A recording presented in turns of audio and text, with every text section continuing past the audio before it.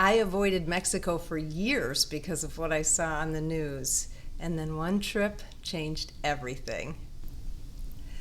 Hi, I'm Peggy. I split my time between Florida and Mexico, and I'm sharing what I'm learning about retirement, travel, and living well on a realistic budget. If that interests you, please subscribe.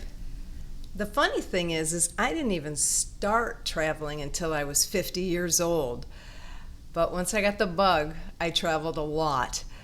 I always thought of travel as something that only people with money did. I just worked all the time. I didn't take much time off, and if I did, I didn't travel because I didn't think I had the money. But once I learned how to travel inexpensively, I really traveled a lot. And so I will share some of those tips that I learned in later videos. But in this video, I want to talk about Mexico. As much as I traveled, I never went to Mexico.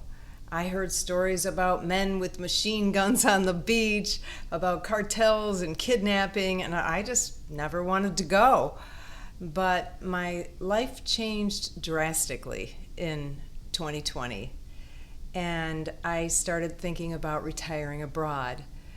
I I had a subscription, I think, to a International Living magazine, and they had stories about, all these retirees who traveled abroad.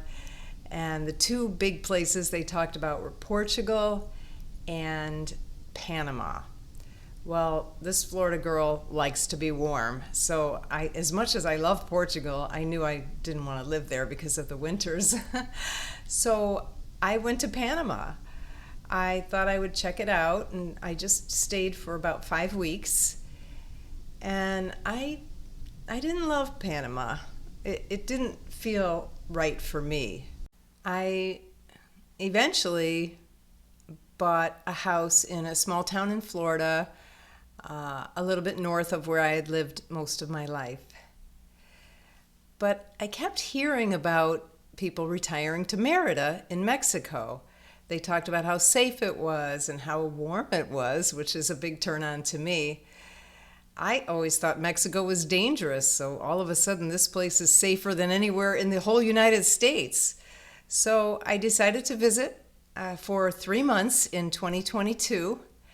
I always wanted to learn Spanish, so I enrolled in a Spanish school and found a little Airbnb. I had to walk about a mile every morning, got up, walked to Spanish class, which was right in Centro. One of the things about retirement that I guess I never thought of is that going to Spanish class gave me structure. It gave me a purpose to get up, get out of bed, take a shower, and go somewhere. I think having a purpose and a little bit of structure was really healthy, and it's probably part of why I fell in love with Merida. After class, I'd wander around and explore the area. I feel safer in Merida than any other city I've ever visited. Families sit out on their front porches in the evenings because it's hot. And so I felt really comfortable walking home. I would walk home, I guess I kind of gave myself a time like 8:30. So if I could be home by 9, I would leave at 8:30 and I would walk home because the families were out. Everybody is so friendly. Buenas noches. You have to greet people when you walk by. It's really nice.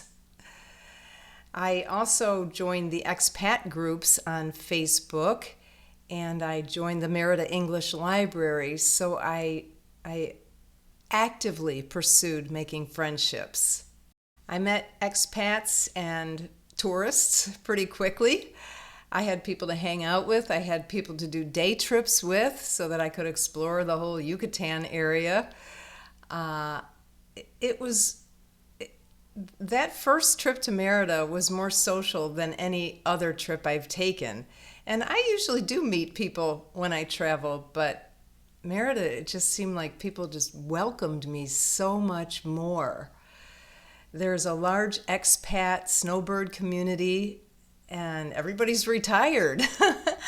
So they're all looking for new friends. So everybody was just so welcoming. including the Mexicans too, but because I couldn't speak English, I was drawn to the people who I could talk to, of course. So I had a more active social life than I had had in years because I was working all the time. You can never run out of things to do in Merida. It's a big city. There's about 1 million people. Um, Almost everything to do is affordable for me, which I really like. They have a symphony orchestra that's about, I think the tickets are now up to $17, approximately $17.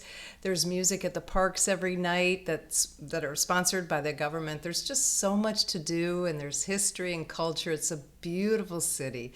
But this is not really a video about Merida. It's more about opening my mind to Mexico and to big changes, because Merida really changed my life.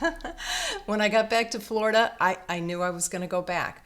I've traveled a lot, and I don't normally go back to the same place over and over, but I knew I was going to go back to Merida. And because I had moved a little bit farther north, it's cold for me in the winter. I know it's Florida and I know it's still warm for most people, but for me, it's cold. And Merida never gets cold. It's very warm there. This was my 4th year, and I just bought a house, which is going to be another video. I went to Mexico expecting a 3-month adventure. I never dreamed it would change my life so drastically.